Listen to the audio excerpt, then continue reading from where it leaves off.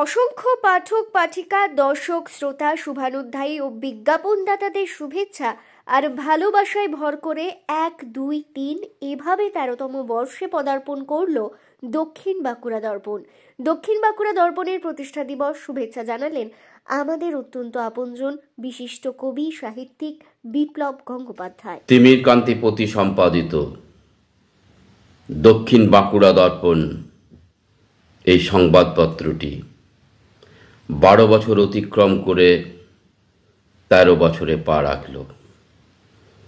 এটি ঐতিহাসিক ঘটনা কিনা জানি না, কিন্তু অত্যন্ত গৌরবজনক একটি ঘটনা। নির্ভীকতার সাথে, সাহসিকতার সাথে এবং নিরপেক্ষতার সাথে এই পত্রিকাটি 1 যুগ ধরে কাজ করে গেছে।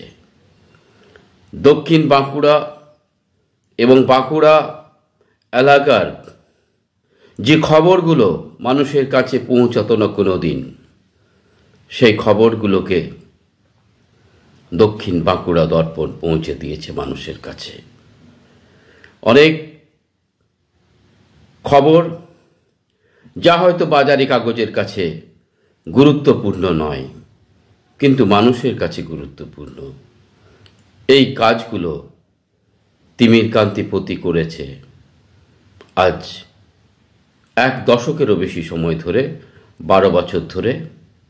দক্ষিণ বাঁকুড়া দর্পণ এই পত্রিকাটি তার চরিত্রে, তার আদর্শে একটি ব্যতিক্রমী পত্রিকা, একটি ব্যতিক্রমী সংবাদপত্র। আমি বিপ্লব গঙ্গোপাধ্যায় এই পত্রিকাটির দীর্ঘায়ু কামনা করি এবং আরও অনেক দীর্ঘ পথ এই পত্রিকাটি অতিক্রম করবে, এই শুভেচ্ছা আমি জানাই, এই প্রার্থনা আমার চিরন্তন। নমস্কার।